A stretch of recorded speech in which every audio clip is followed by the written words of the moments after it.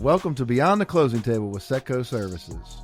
In this podcast, we delve into the world of real estate and explore what happens beyond the closing table.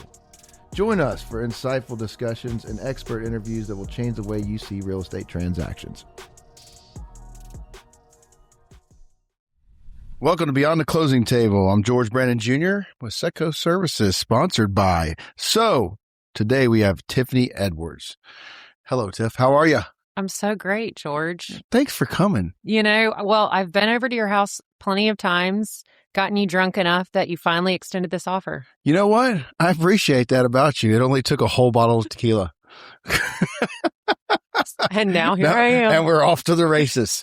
So, all right, Tiffany, I like to do a little background on everybody. And then, I honestly, we've been friends, I feel like, a pretty long time, and I still really have no idea what you do for a living. I know it's something.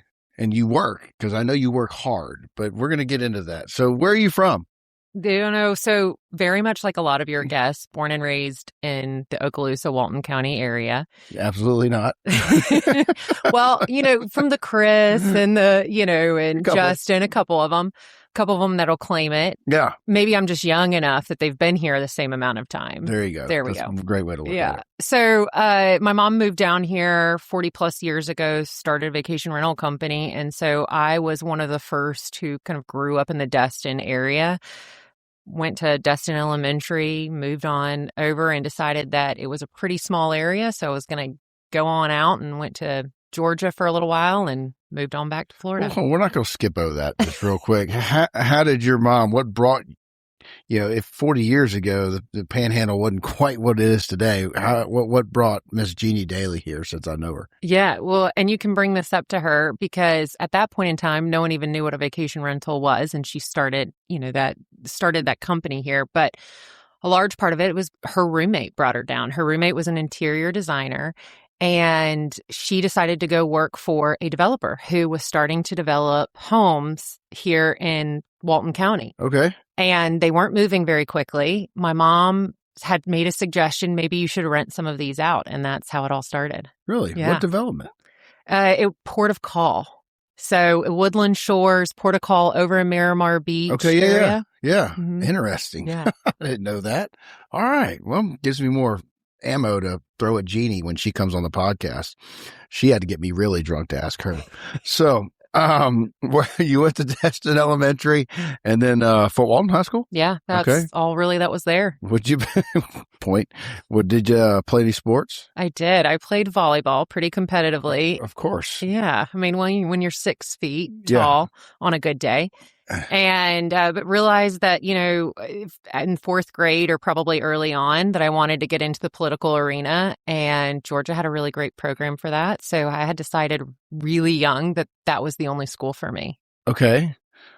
Let's back up again. Because she's just kind of glossed over. You decided in fourth grade that you would be, I don't know, roughly 9-10 years old, that you want to go into politics. Yeah. So unlike... Please enlighten me on that. Unlike most of the people in this area that, you throw a rock and you find someone who is within the vacation rental operations or think that they can do it better than everyone else. Sure.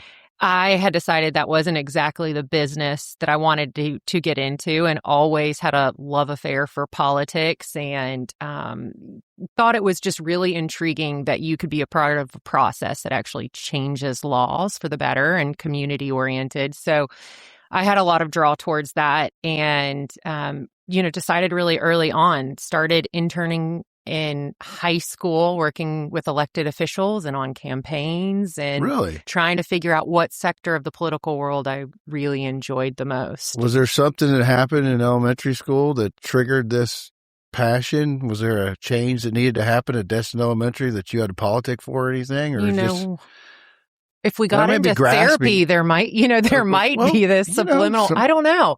I think I've used this podcast for all kinds of things, Tiffany. So, why not therapy? That's what I say. I'm a part-time CEO, part-time therapist anyway with my day job. So, well, I've had some of those moments with you. I don't think there was one particular moment. I do know that my mom's always been involved in the local community, and that was something that was really intriguing to me. But I don't know. I just always had a love affair with it. And if you talk to politicians, it's like the disease that you can't get rid of. And so once you're involved in something political, you just can't get out of it. So who'd you work with when you were in high school? So I interned with Senator Gates a long time ago. Did that for a little while. And then actually when I worked on the reelection campaign for Jeb Bush. So I was one of the youth co-chairs for this area in high school for that. And then when I went to college at Georgia, I spent a year traveling back and forth from Athens to Atlanta, and I worked 3 days a week at a political consulting firm. So they worked on campaigns. So we would go through debates and like, which tie do you wear? What messaging do you send out? And so that was really before any social media. And that was really interesting too. And they put out publications and, a lot of propaganda pieces, which I enjoyed. So would you agree that because maybe you grew up in the Panhandle, you ended up more on the right side of the politics because you were here? I mean, there's pretty much Republican predominated up here. It is. It's one of the most conservative in the state of Florida, which is why everyone waits until that central time zone to, kind of clock out on election day. But so yes, I think that's a big part of it. Being around a small business really drove a lot of, those kind of conservative beliefs, my faith background as well. But I will say in terms of my consulting and lobbying background, I really have to stay pretty neutral when it comes to policy making because it's actually more beneficial for some of your listeners, but it's more of a property rights, but also how do you navigate certain compromises within a community? So it becomes really actually less right or left. And sometimes it becomes more urban versus rural in conversations. And so, I have a couple PACs that we oversee, and we give to both sides based on what their overall support and viewpoints are. Well, it's interesting you bring it up because I feel like we've gotten away from that. I don't know. We're so divided, and it's interesting. Like, someone brought up to me, one of the big problems I think is term limits, but also the inability to do one issue bills where someone that even take Florida, someone that's up here in the Panhandle, I may have a very different take on an issue than someone in South Florida. And you shouldn't have to pick and choose because you've got 10 items in a bill or however many hundreds in some cases that I have to vote on this to get this. Where I think that's troublesome. But what I'm hearing you say is maybe some of the people you consult with, if they are a single issue, they'll be more willing to support both sides if they are in favor of what is promoting the right word? Yeah, no, there's a lot of posturing that goes on. And so you have to understand. Oh shit, that's all a congressional hearing is now. It's so frustrating. Just let people talk. That is all that it is. And most of the time, all of these decisions are made behind the scenes, or if a bill sometimes is introduced that is so far right or so far left, it's because they need it for a talking point for a campaign speech. And it's not necessarily going to go anywhere. So you have to understand that there are so many of those things at play, but most of these politicians just need to be reelected. And so there is intention behind a lot of what they put forward. So if you don't want to answer this question, I will accept no, or I'm not going to answer, George. But do you think term limits would solve things? I love this question. So I'm going to give you two examples because I actually was a lobbyist in Georgia at the state capitol. We had about 70 different clients from like Amex all the way to hospitals and worked for a firm there. In Georgia, no term limits. At the time that I came in, we had a speaker from the 70s and he had been speaker. So all their house, no term limits. No term limits, right? In Florida, we have term limits. I do think that our term limits are a little too short. only because really in Florida, what you'll see is people move over from Senate to House, right? So it opens up, so they'll be termed out of the House, so maybe go over to the Senate. Mm-hmm. And then some of them who really love it will go back to the House until a random, spot opens up and they'll go back over to the, to the Senate. So you can do that? You can bounce? Can. So you you're can not bounce. like 8 years and out? No, you can bounce. You can go to another chamber. Okay.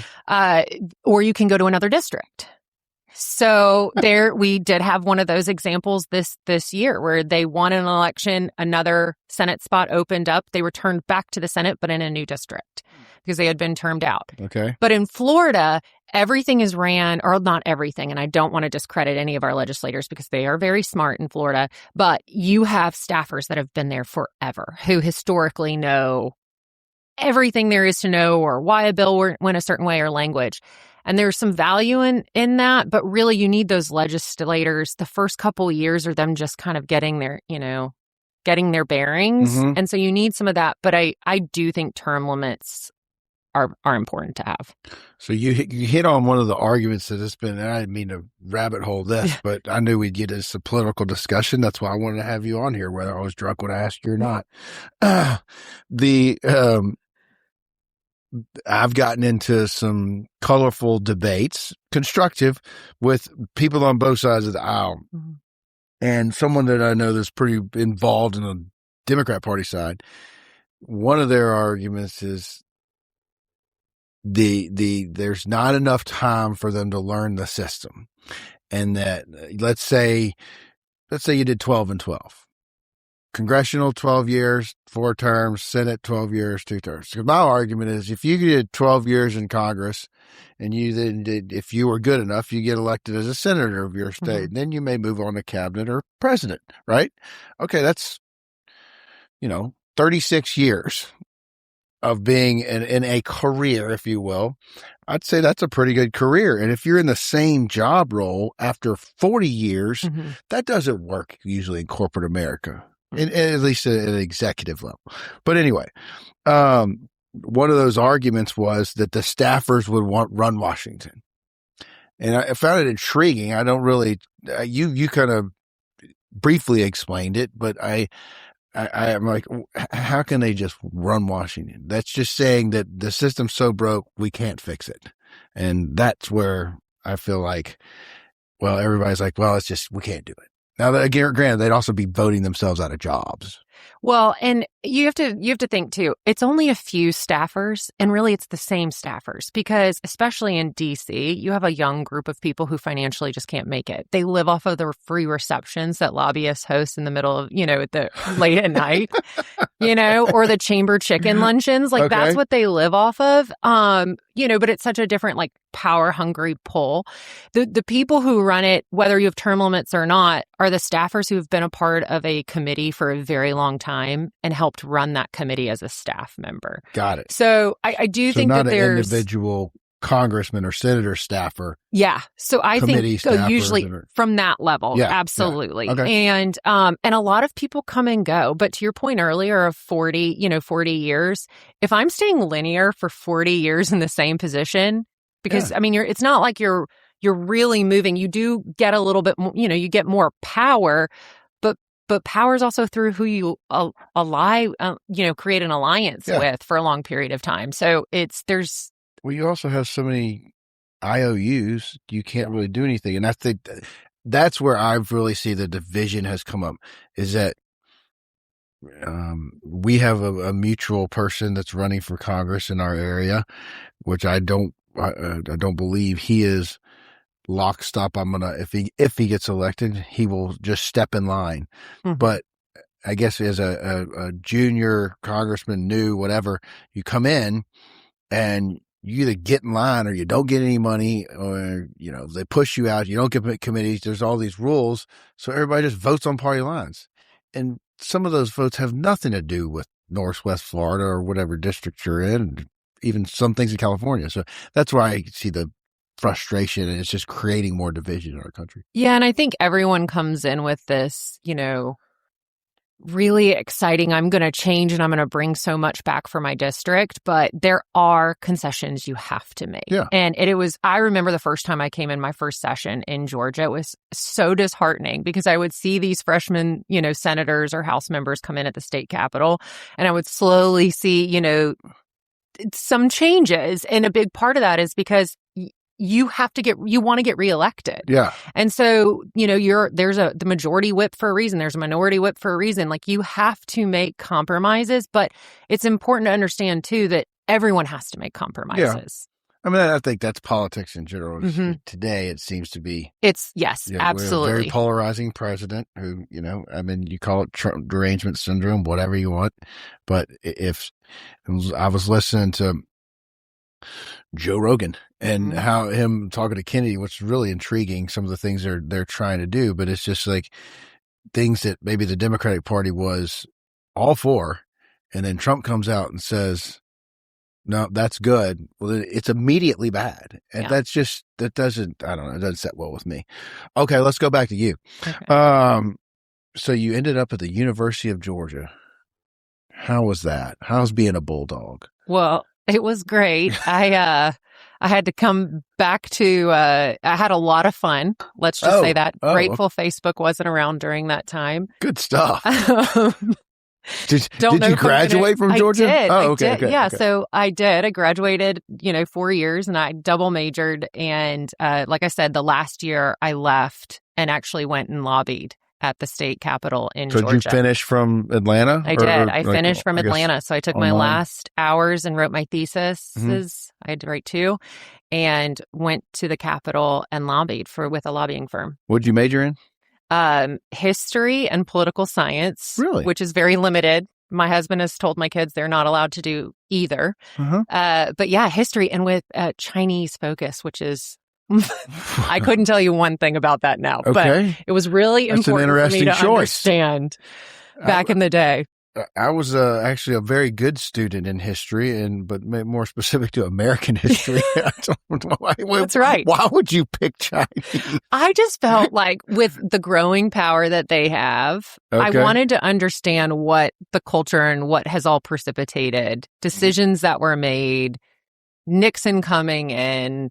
And I just felt like it was just a culture I had no understanding in history-wise. And so... I didn't have a good answer for that. Yeah. And I actually took one class with a professor, and he was truly brilliant. And so I just kind of followed through his classes. Okay.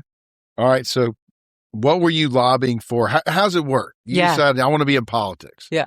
Like, is it like in many things in life, sometimes who you know? Did you get introduced? How'd you get picked up to be are we calling you a consultant? So I'll say this now. So for what I do now, I still involved in the vacation rental business. And so my husband, the business you never wanted to get the business I never wanted to be in. Okay. And I met my husband while I was lobbying in Georgia. And he and I now have a multi-state portfolio of vacation rentals. And so I got pulled back in. But back in 2012, I was actually working for a state legislator down in South Florida.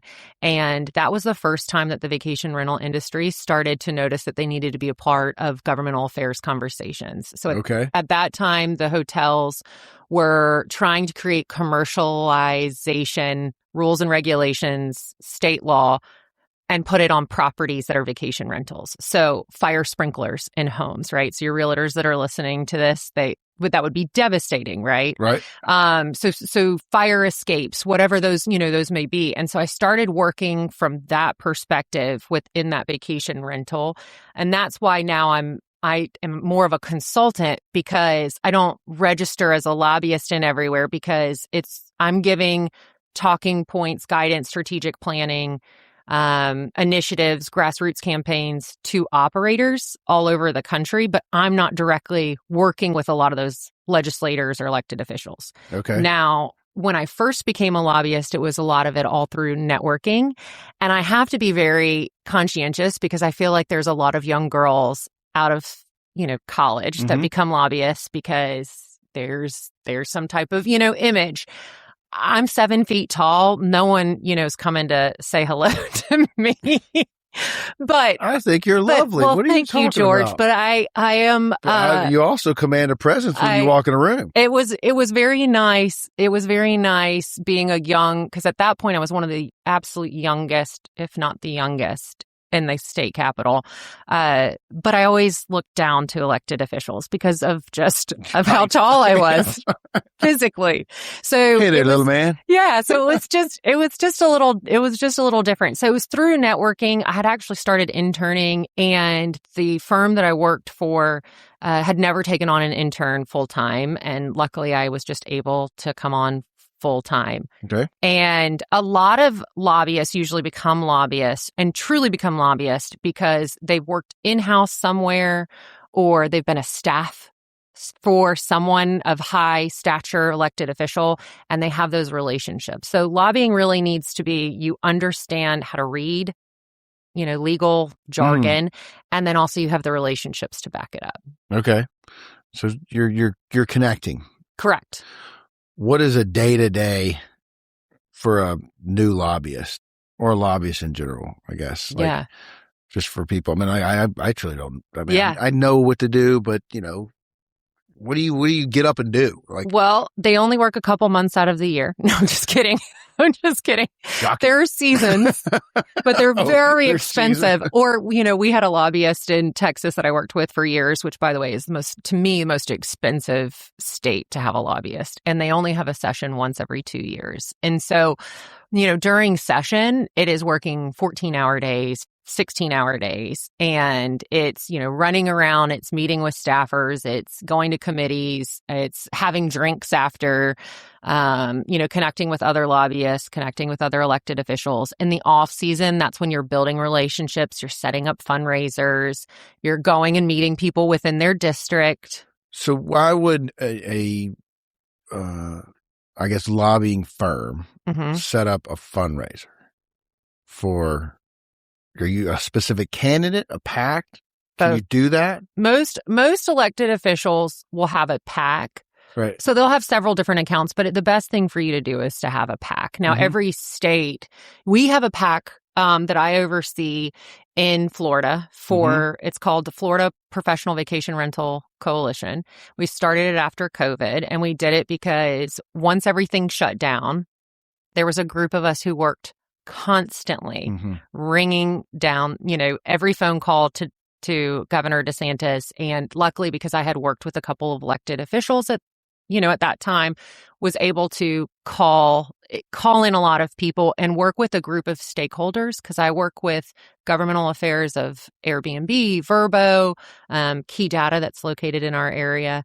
Are you on your own now, or are you with a firm? No, I'm myself. I'm just me, and I'm probably one of maybe 2 people in the country who have I think I'm the only one that I know of within the industry that has operational vacation rental specific background, and then has a multi-state experience of consulting for vacation rental, tourism specifically, regulation, ordinances, state legislation. So people bring you in not only to advise potentially on their ops of their vacation rental company in Texas, for say, but also help consult to potentially lobby. Correct. Is that right? Well, consult. So really consult. So today I have a call this afternoon with a group that is starting to form in one of our favorite locations in the world. I mean, you and I, the 3 of us, favorite vacation favorite, they are very restrictive on vacation rentals. They're looking to overturn or to make some changes and some tweaks without going through litigation. So I'm meeting with them. We'll talk through what their biggest pain points are of the ordinance, who their relationships are. We'll develop a strategic plan. They will be the mouthpiece. So when you always say, when you started off today and you said, I don't know what you do, I don't want anyone to really know what I do. So brilliant. Yeah. So this year, for example, I don't know what I do either. Too late.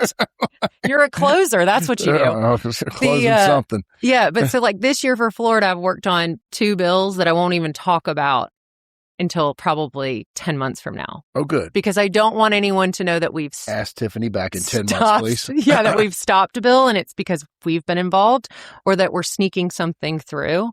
When you said ordinance, you were being local. It was Yeah. So for our industry, local city, township, whatever, trying to do some kind of preventative ordinance. Yeah. To do with vacation rentals. Correct. And so I'll also say, because I think this is really important for your listeners, for the real estate market, is so Florida is one of the absolute best investment opportunities for a short-term vacation rental market. And it's for 3 separate reasons. And one that we work almost every year, the first one we work every single year. This is what our PAC does to protect this, but it's our preemption that we passed back in 2011, had some changes in 2014. We actually worked very, very hard 2 years ago to get a veto from Governor DeSantis to help protect the preemption. But what it does is that it allows, or the state is the only one who can truly ban essentially vacation rental. So it's expressly listed out, even though local governments get this confused, but local governments cannot regulate duration or frequency of a vacation rental. They also cannot ban it. It is preempted to the state. So your licensing can come from the state. Now, a lot of local ordinances require registration. It's administrative. A lot of local areas also think that they can revoke that registration and prevent you from renting. We'll see how that actually pans out because it is preempted to this, to the state. Is there litigation around that right now? Not yet, but there will be because we're starting to see local governments kind of flex on that. So I would expect that we'll see some great litigation as it relates to that. But that we're one of, I believe, 3 states that actually has that and more expressly written out. So Arizona has it with some tweaks. Idaho has a bill that they're about to pass. They have something like it, but not to the robust notion. And huge vacation rentals in Idaho? I'm guessing there are just from the ski and then, kind of the lake and summer aspect. And that's their only real driving economy in Florida, those Arizona, markets. And Idaho, you don't have those listed a lot. Right. But you don't have those anywhere else. So that's number 1, super important, right? The second one that you've probably know of is Bert Harris, passed back in the 90s. So meaning that a local government can't pass something that creates creates an economic or diminishes your economic value of your property. So it gives you the ability to sue local governments. So a lot of times we see that local governments don't pass anything too restrictive on vacation rentals or so what their maximum occupancy or some of those items would be because you can sue them, for that. So that one is really important. I don't know of any other state that has that. That's a case law precedent, though. Correct. Right? Yeah. Sorry, I said passed. So what was passed, though, also is just recently in 2023 by Senator Trumbull, who's here in Walton County, and a great legislator. He passed a local bill, quote unquote. It's called a local bill, but it basically gives like a Bert Harris. But essentially for businesses. So you'll see all over the country, and I'm dealing with this right now in some litigation in Monterey County, is that you'll see a local government pass something that is extremely restrictive for a business. And so as a business owner, you go to sue them, right? Because they've stepped out too much on what their authority is. And you'll see that held up in court for a really, really long time. And that ordinance stays in place. And what happens? You don't have enough money to go through that litigation. And so by default, the businesses die. Well, That's sad. It's awful. It's awful, right? Because, and a lot of times these local elected officials don't quite understand, all of the nuances with some of these things. So they really should be brought down. But this bill was Senate Bill 170. It allows you to sue. And it creates what we call, quote unquote, a rocket docket. So the court has to see it immediately, but it also freezes that ordinance in place. So you're not going under, from a business perspective. Now, do we see a lot of litigation from that? No, because it provides the local officials and the county attorney or the city attorney to revisit every single one of those ordinances and think twice before just passing something through. Nice. Yeah. So a follow up to number one, and this is from my own curiosity because this starts to delve into my wheelhouse. Yeah. If a neighborhood Mm-hmm. restrictive covenants prevents short term rentals, that Supersedes. the state statute does. No, the the neighborhood. neighborhood's pretty. Yeah, okay, that's The what I neighborhood. thought. Yeah, okay. And the HOA. Now, what a Well, lot you can't reverse them you can't by a town ordinance. correct. The neighborhood would have to do it themselves. They would have to do it themselves. They'd have to have a supermajority. Yep. Now, there are a lot of court cases within Florida that have been beneficial because usually what the HOA does is that they restrict it based on commercial. So they classify short-term or vacation rentals in Florida. They're called vacation rentals. Mm-hmm. And they restrict them because they apply it as a commercial use. And it has been proven in court that it is residential. People are using it to sleep, to eat, to do the traditional, living.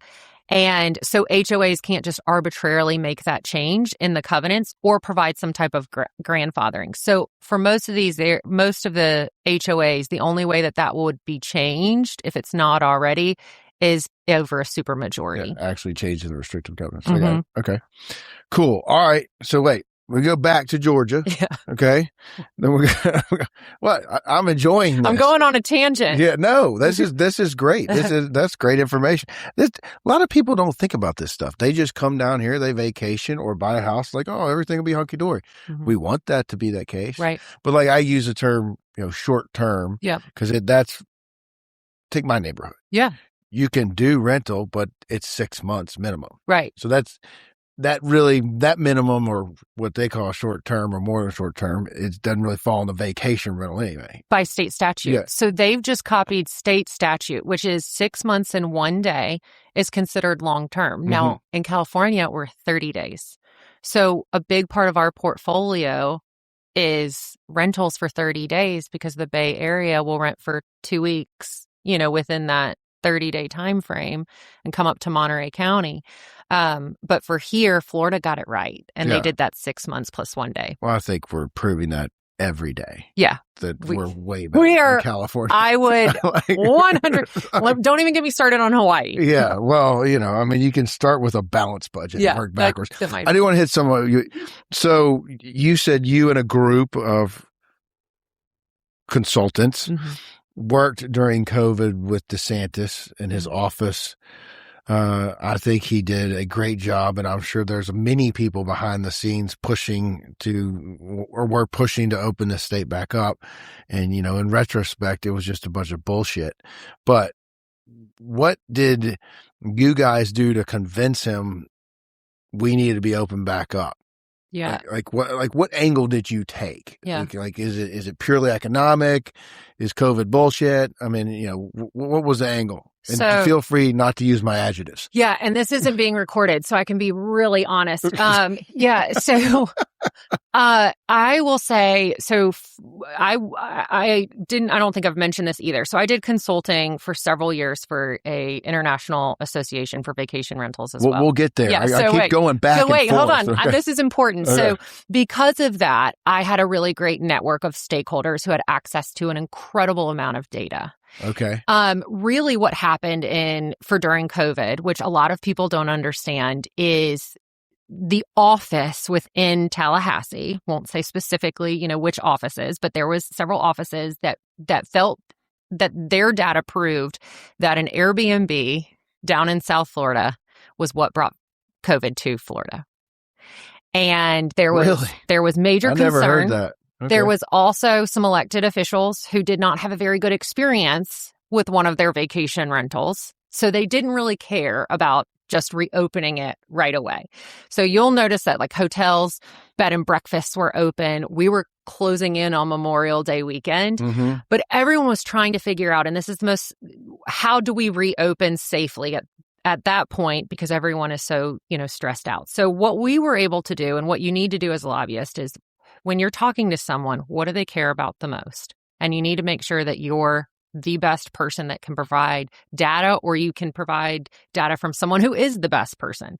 So we were consistently providing information to several offices through the stakeholder group of how much revenue loss right? And how that related to a sales tax perspective, an employee perspective, tourism tax, the uncertainty of it. So we're providing that each and, every day.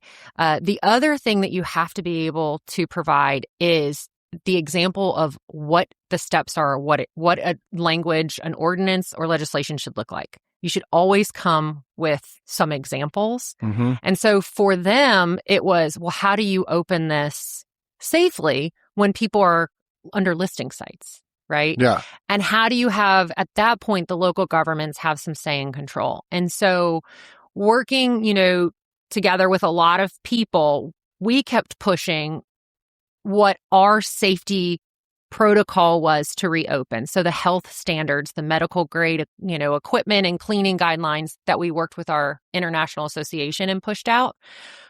When the governor decided to reopen based on local government's passage, we quickly moved out as quickly as we could to all of our professional property managers who had connections or DMOs of, here's some guidelines, here's something you can go ahead and adopt as your guidelines, and those people can reopen based on, what we've set forward.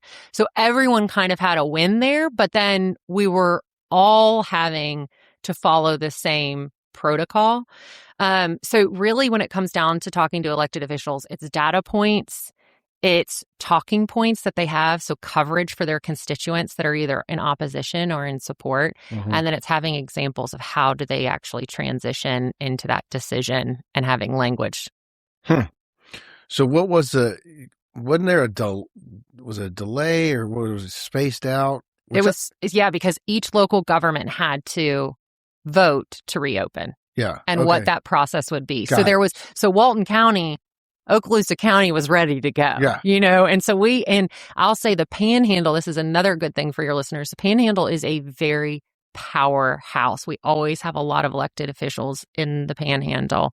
I like to say the Emerald Coast, but really is the full Panhandle that are extremely influential, hardworking, and really understand the districts and stay connected to a lot of our local community members. And I will also love to give a plug because James Othmeyer, who's now currently moved from DeSantis's office, got appointed over into the Attorney General's position, but he was constantly looking at data. Okay. Very measured, extremely smart guy. Well, and you're dealing with something that you don't really know. Right. At that time. It's easy to look in retrospect, but I know, we were miserable. Yeah. But not for long, fortunately, thanks to you and many others, of getting it back up. I never understood the vacation rental spot. Like I would feel much, if I had a worry about COVID, which I never did, right, I would feel much more comfortable in a townhome or condo that's by myself and I don't have to walk through the hotel lobby. Mm-hmm. But I just didn't get why.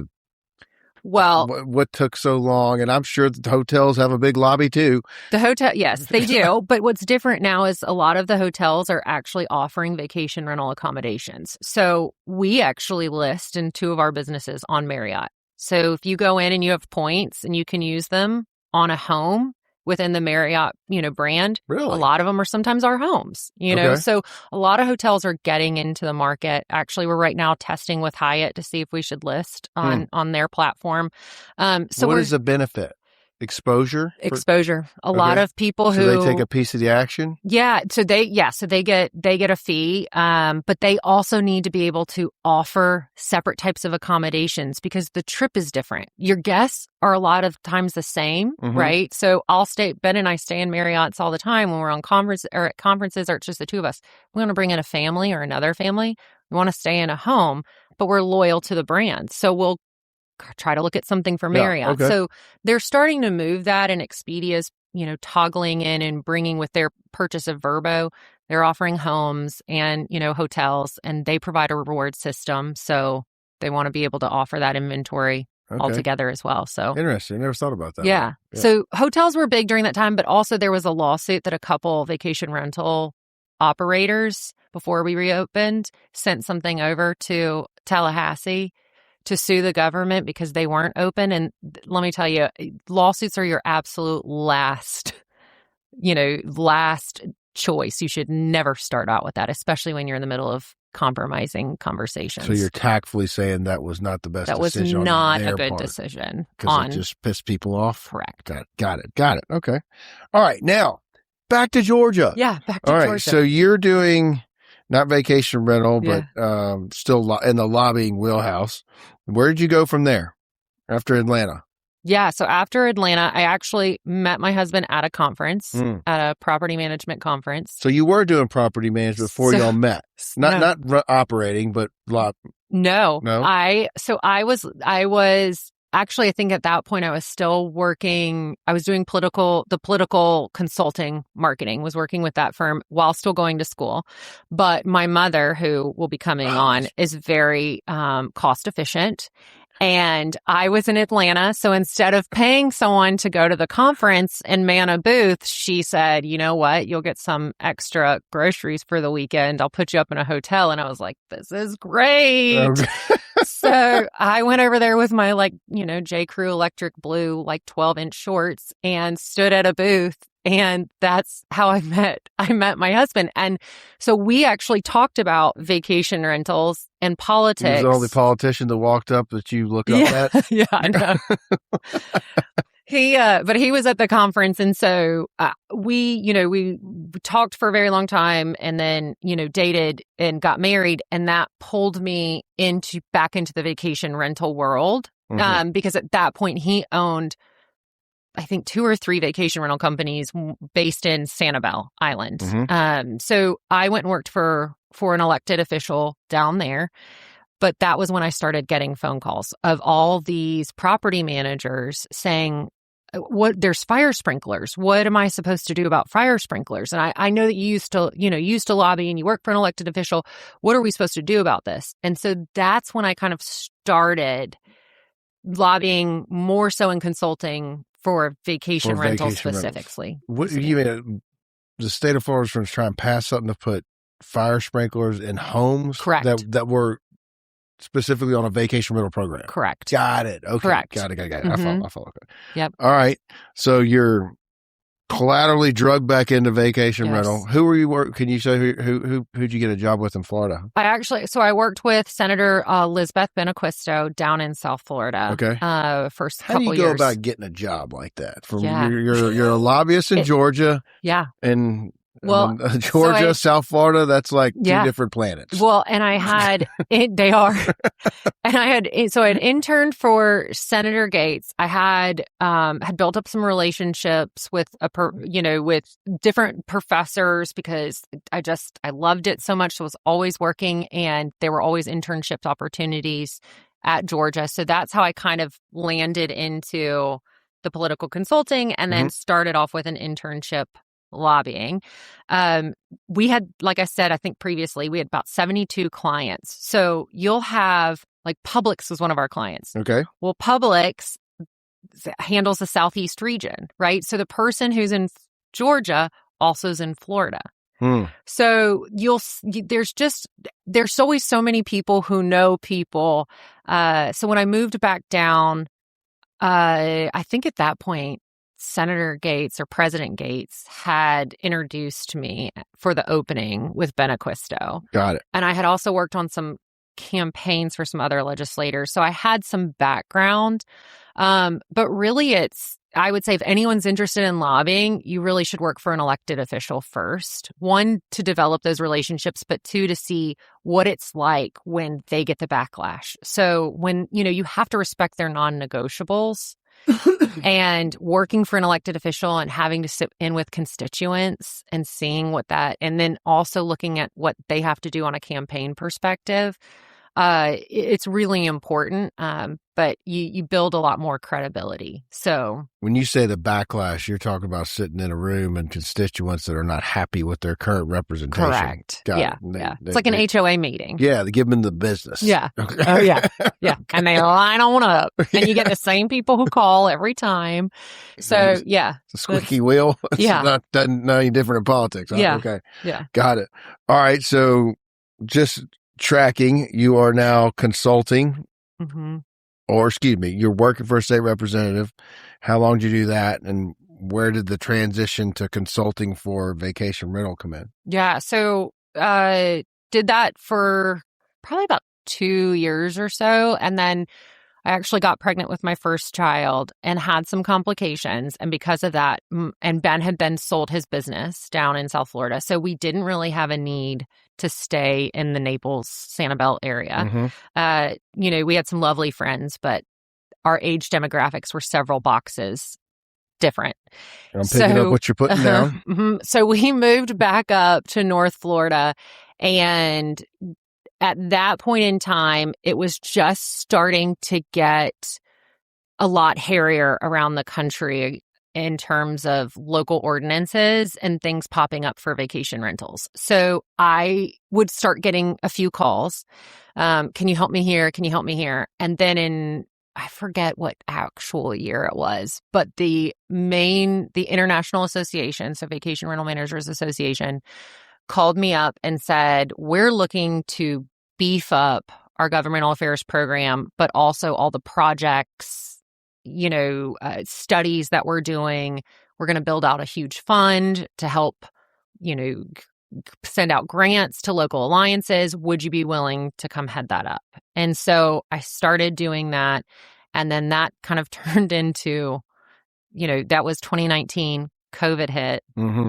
I started that, not only the reopening, but then 2020 and 2021, as you know, so many people got interested in the vacation rental industry for several different, as an accommodation option, right? Sure. Because it's safe. And so a lot of people who had never really been in vacation rentals, because it was scary to them to think of being someone else's house and they don't have the same standards as a hotel.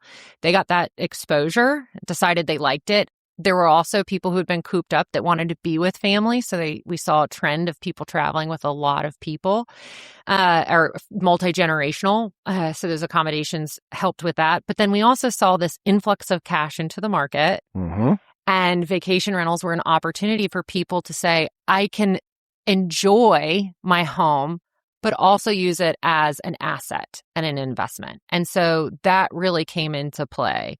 Now, because of that, we saw this huge not even a bell curve because it didn't really go down, but this huge increase of vacation rentals in an area. So we saw massive backlash from local governments of saying we need to regulate and stop this because so much of our housing inventory is now moving to vacation rentals. And I'll also say, because you hear this a lot from the housing affordability side, and I actually worked with Oxford Economics several years ago to put out a national study of the correlation between vacation rentals and housing affordability, and there isn't correlation. What actually we've seen is that there is a lack of construction, especially in coastal or mountain areas that have a dominance of tourism and vacation rentals, because there wasn't return on investment and a lag of construction because of high costs. And so there hasn't been a whole lot of build, for these affordable homes because they're not getting the same type of investment. So they're trying to build something that they'll get investment back on. You can't make money. Correct. Simple as that. Correct. Unless it's freaking subsidized by the government. Right.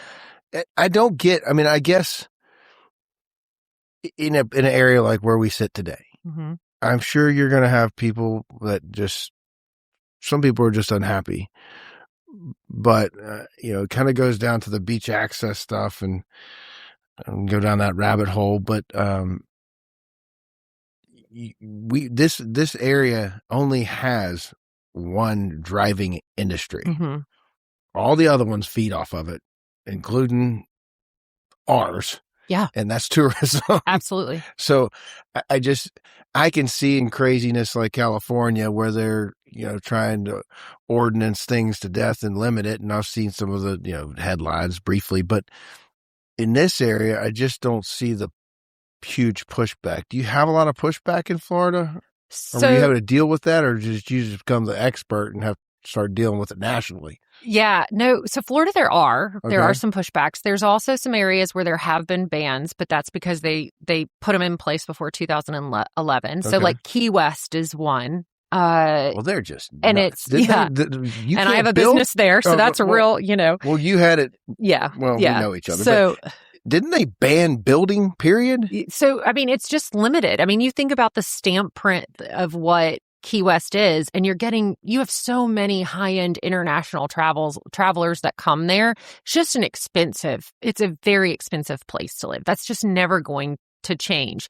I like areas that are vacation rental dominant. Our area is vacation rental dominant. We do not have many hotels. Mm-hmm. And, the hotels that have sprung up are 2-star. A lot of them are 2-star hotels, which bring our average daily rate down. down. You're so cute and kind. 2-star, so generous. Well, yeah. Okay. Yeah. So, I mean, like and that's a box of sticks and toothpicks and some of these things that are getting thrown up, but okay. Right. And the density that's, on our greatest asset, which is our beach that we need to protect no matter what, which our tourism dollars need to help go towards. And, there are pushbacks, but for this area specifically, it's over the very, very large monster houses. Mm-hmm. And it's over the same things everyone else has, or historically everyone has had: parking, noise, trash, which are all ordinances that have nothing to do with vacation rentals. 10 o'clock, code enforcement coming in and making sure that those are enforced. So this area isn't quite as bad. Housing affordability is increasingly a concern for a lot of areas, but economically, that's where we're at. But Florida, it's more so driven by a few owners who have an issue with a home in their area.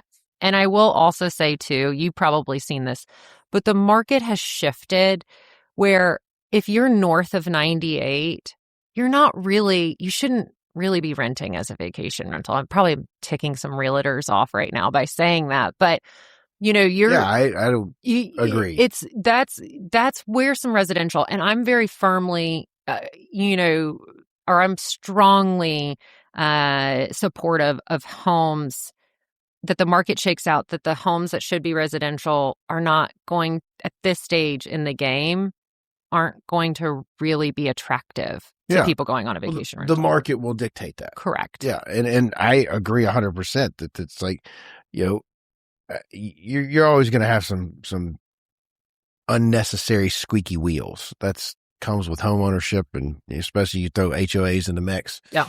But people come to this beautiful area for our beautiful water and beautiful beaches, and in many cases, the service industry that's provided to them here, especially in South Walton.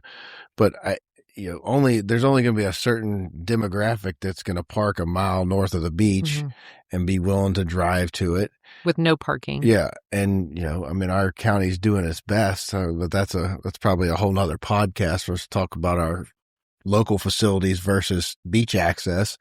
But I'm sure there's a price point where a demographic may rent that far away because that's maybe all they can afford. Or you go to a different place, and the market should shake itself out. And I would think. You're right. And we're there because more aggressively, because we're in a K-shaped economy where the top are just growing and the amount that they're spending on travel is increasing. So those homes that, high-end luxury homes kept up well, those will continue to do well.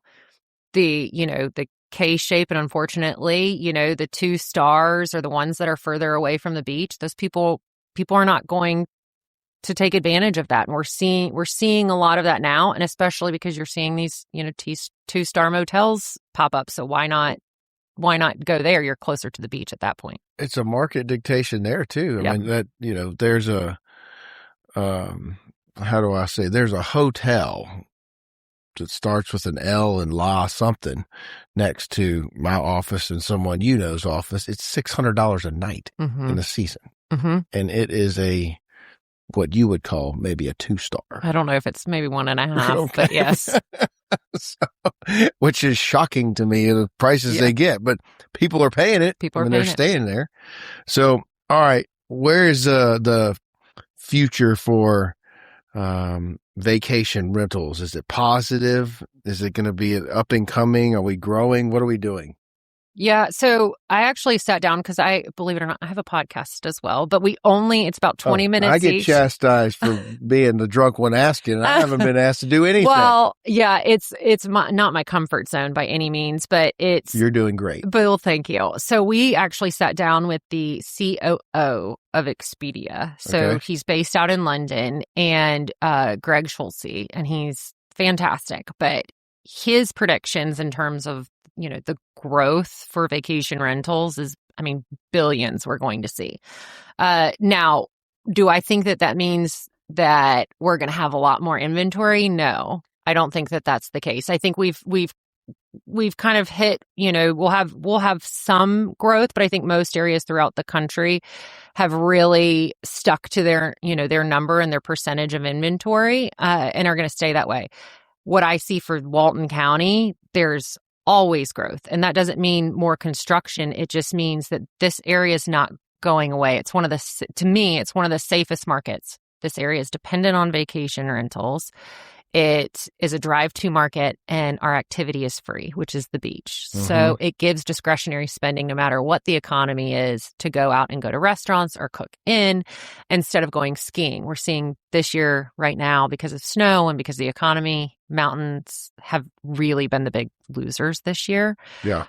But vacation rental, in terms of taking over the marketplace, we're going to see a dramatic shift of people taking more, who would have gone to maybe a resort, going to more vacation rentals and looking at that trip differently. Now, at the same time, the winners of that will be if you truly have a property manager that is on site or locally that can deliver on service. You can no longer be an out-of-state listing model and your housekeeper handles all of your work in a property. I just think that model is going to go away. The way that the listing sites, so Airbnb and Expedia, are prioritizing their listing and their algorithm, those people are just not going to be able to deliver on the high level service that can compete.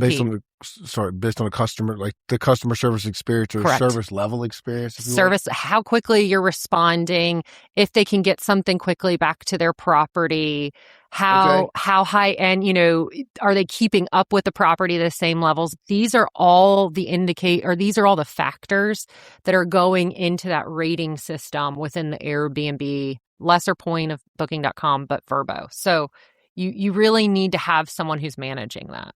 Okay. Now we're getting somewhere. So one of the big... If anyone's still listening. Yeah. Oh, this is intriguing stuff. I know people out there listening. They're already trying to figure out where to get on video and see how tall you are. Amazon. Okay, I love going to St. Bart's. Yes. And everybody asks me why so much. There's multiple reasons. Mm-hmm. It's a beautiful place. I live at the beach, mm-hmm. and I go to another beach to vacation. And it's not easy to get to. No, it's very challenging to get to. Mm-hmm. But that all being said, what my initial response to anybody was like, George, why do you love St. Bart's? I said, the customer service experience, mm-hmm. the concierge experience is night and day. They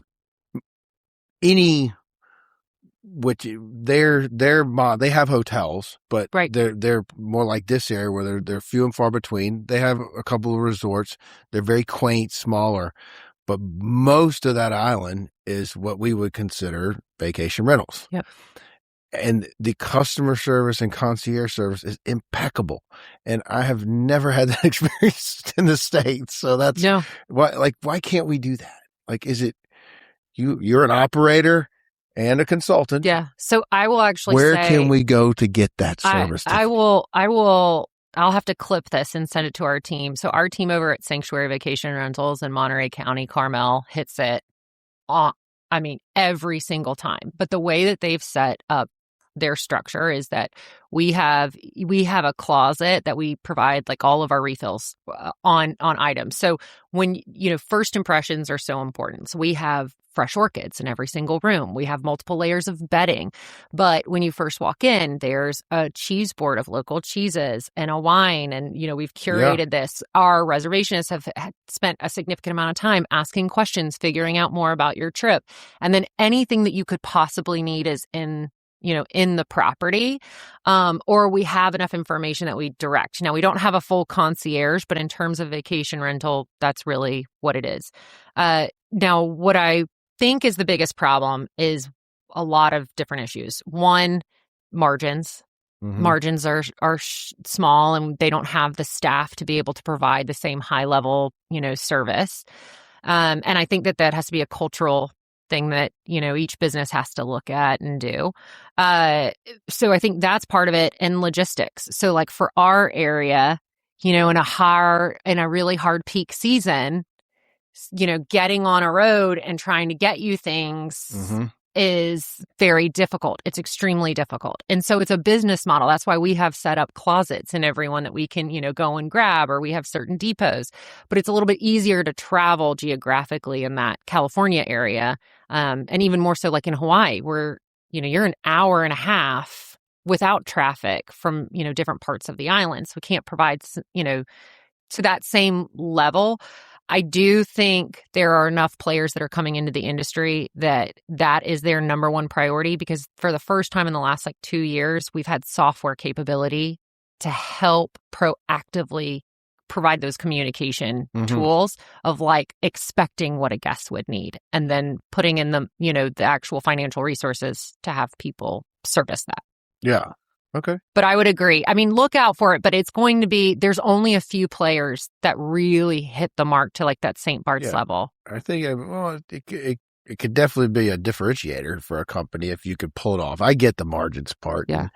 And, I've been there enough where you probably still have similar travel challenges. But, I could, it could be challenging here, but I think it could be pulled off. To me, this is where we are sitting in just beautiful Rosemary Beach.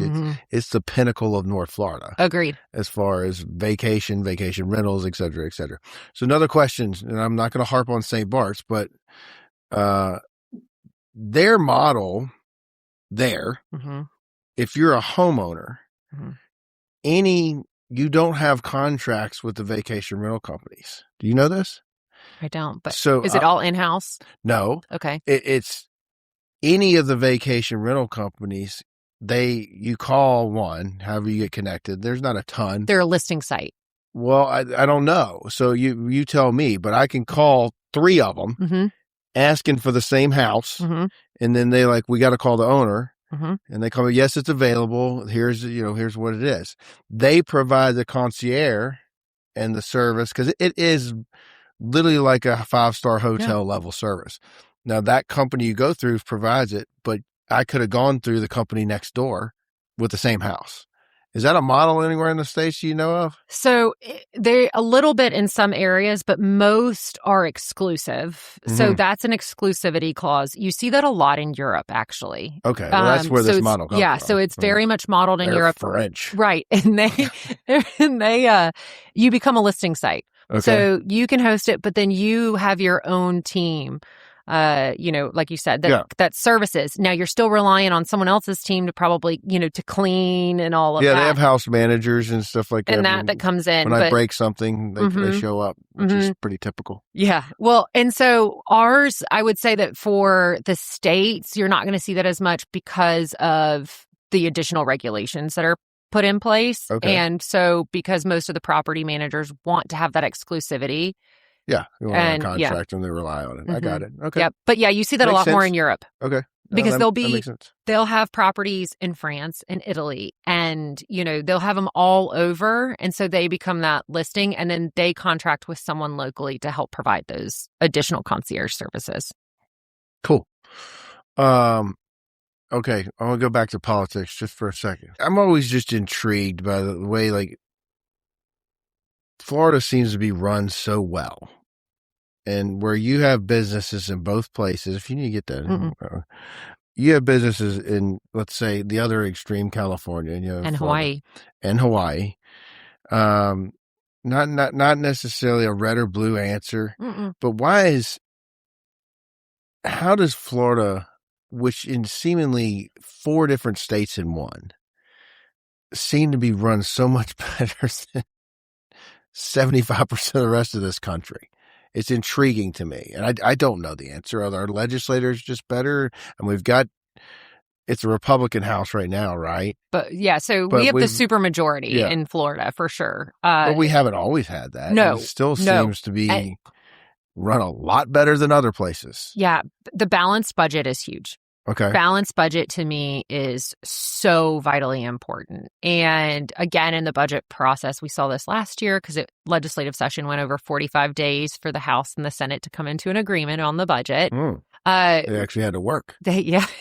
Shocking. Into that summertime. And I don't think you'll see that quite as much this year because it's an election year. So you can't get money. Money can't be donated when you're in session. So I don't think that will happen. But I do think that the balanced budget is extremely important because you are having to tie, numbers and having to look through everything holistically. I think it provides accountability. You can't say yes to everyone and just start giving out money. I also love the fact that they have, committee weeks, November, December kind of time frame, and then they have their legislative session and it is compressed. So the calendar is set. I always hated in Georgia, like the speaker and the Senate president get to make the calendar, and it's, I think it's 60 days or maybe it's 45 days. I can't remember. I think it's 60. But like they'll come and it'll be 3 days, and then they'll only set 2 weeks at a time. So you could get out. Like we had a speaker in Georgia that, he was in Savannah and he was the master of the parade. So you always knew you were out before March 17th. Well, while I was there, we had to make sure our wedding was in August because we didn't know if we'd be out in May or June, you know?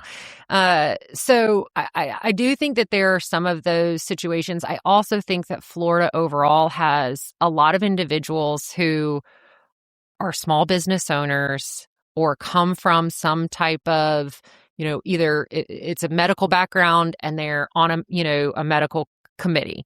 I do think that there is just a lot of experience that is associated for Florida. And Florida, there's a lot of diversity throughout the state. And I don't mean from a, Republican, Democrat. There's just all these Miami delegation. There's just these delegations that regardless of your party have to work together for your local community. Mm-hmm. And I think there's just a lot of that there. But balanced budget to me is number one. And the term limits I do think help.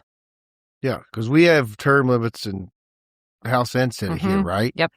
Look at that. But you can be... Imagine if the U.S. government had that. You can still come back. I'd be okay with the bouncing around. But if you at least got to bounce. Yeah. You can't be, how much was Nancy Pelosi worth when she started? Yeah. You're talking about them not doing nothing. The other part for Florida too, the way we restructure is that they have they have so many requirements of when they send information out, of when a bill's being introduced, how many times it has to be spoken about, public testimony, then has to transfer over. There's just a lot of checks and balances that I think are really helpful in Florida.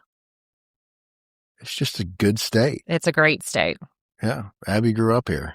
I think she still likes it. And I grew up in Memphis, so that's why I live here. So on a serious question, is there anything at the federal level that you think we could do as a whole that could bring people together more? Since you've been in this game since a young lady. Yeah. I think you'd be shocked to see that people are actually more friends than you see on TV. I've heard that. I don't know that I've seen it. Yeah. There's so many different compromises that have to be put into place. I also think too, this is an election year. This stuff spikes up a lot during election years because you've got to be able, especially right now during a primary, you gotta bring that base in, right? And so, you saw that a couple years ago when DeSantis was running for was going to try to run for president. Mhm. And so they passed through a lot of legislation that was extremely conservative, making sure that he had some wins on that base. And so you're going to see a lot more of that. Obviously, our president's rhetoric certainly creates, some of those polarizing responses Like, from I'm going to bomb the shit out of him. yeah. So I loved it. So I think there's part of that, but I also really feel like everyone's trying to get their 5 minutes as well and look at my soundbite. And I just think there is a lot of that. Whereas I think behind the scenes, I know from my experience, and I'm not federal by any means. I'd never, ever have ever wanted to be federal. I just think there's something to be said about an elected official having to come back home every week, and that their children are still in their home, in their local community. There's just so much more accountability there. Yeah. And so I've always loved the state. Yeah. Well, but why couldn't it? Maybe I don't know if I don't know how much they even really work, but it's the frustrating part for me is which I said earlier, even using Florida, but what my congressmen should be voting for should be based on what is going on in their district. Correct. And what matters to his constituents. And I think for 90+% of them, that is not the case at all anymore. No, and I will at the federal level. Agreed. And I think Florida does a good job balancing it. They do. And congressional, you have to think about it too. They get pulled away from their district and they get surrounded by other people within DC, right? And there's a lot of, personal priorities. And so again, that posturing comes into place. But I also have seen a lot of elected officials and I've had these conversations where you look back and you go, well, your constituents probably don't want that. Well, my constituents voted for me. And so my vote is going to be what basically they would want, in my personal opinion, because they've entrusted me to make those decisions, which I don't agree with. I hate that. Right. And that we've gotten into a lot of that. And that's a lot. I'm better than you. Like there's some of these hearings we talk about. It's just like, no way. It's like, you're an elected official. I'm a citizen. Yeah. But anyway, that's in congressional, I'll get on my soapbox. I know. Well, congressional too. You have a staffer that kind of carts you around, and they're only there for a short amount of time. Right? They come for their chamber chicken. They don't stay. They're not seated. They'll come and speak, and then they're whisked away. Right? Whereas, you'll see county commissioners come in, and they have to answer. There is nowhere to hide. Yeah. We've got, Dan Curry is amazing. I don't know if anyone has spent time with him here, but he's one of our newly elected Walton County commissioners, and he goes to everything. He doesn't hide. He's been very strong on, what he thinks, but he's always open to listen. But, they have to go out in the community. There's no staffer carting them around anywhere. Yeah. So their opinions don't tend to sway to a personal. That's a good point.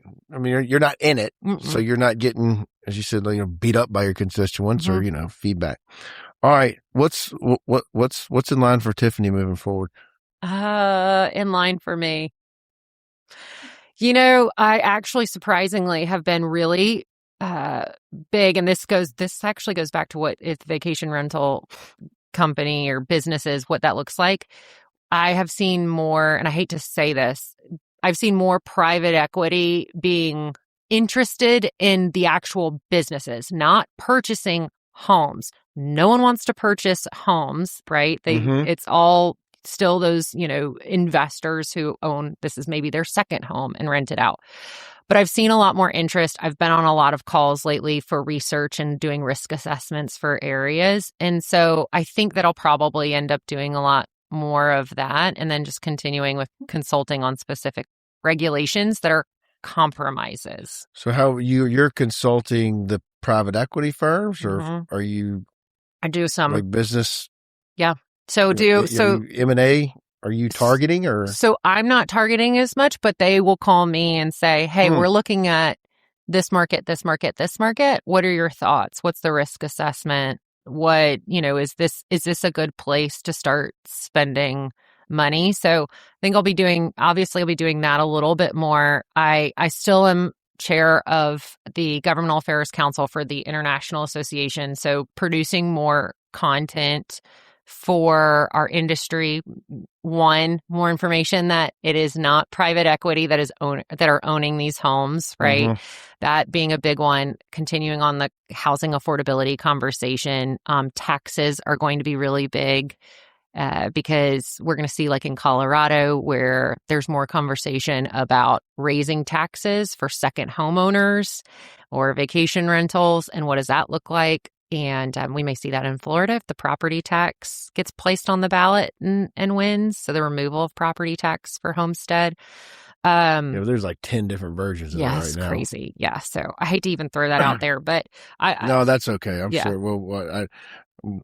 I will have somebody on circling back to that, I'm sure, at some point. But right now, there's so many options. It's like there's not much to discuss. But if any of your listeners are ever interested of anything from the legislative perspective for vacation rentals in Florida, and more specifically, why this area is such a great spot. So Walton County, Okaloosa County, and Florida, particularly, we've got a good group of property managers, longstanding, and we've solidified ourselves at the Capitol to say we are the educated professional experts and can compromise. So, but my phone is, I shouldn't say it's, texting is always open.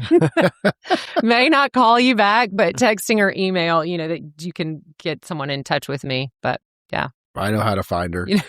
So I wasn't going to hit on this a bunch, but I have to at least plug you, your family, your support for this community. You grew up here. Tiffany and I are on the Destin Charity Wine Auction Foundation board. And you are you are the incoming chairman, right? Am I correct about that? Yes, you are. All right. Yeah. Well, only thing that is a plug to you, and thank you for doing that. We are both very passionate about what we do and raise money for kids here locally. Tiffany and Ben give back to this community amazingly. We've had Carol on the podcast. So I appreciate you doing that, in all your spare time that you have as a mom and a lobbyist and a consultant and, running operations for a vacation rental company. Yeah. Keep up the good work, Tiffany. Yeah. What's next for Tiffany being less of the management side. Okay. Less management, more charity and consulting. How about that? I like it. All right. Tiffany, thank you for coming on. I appreciate you. Me. You got it. Bye, guys.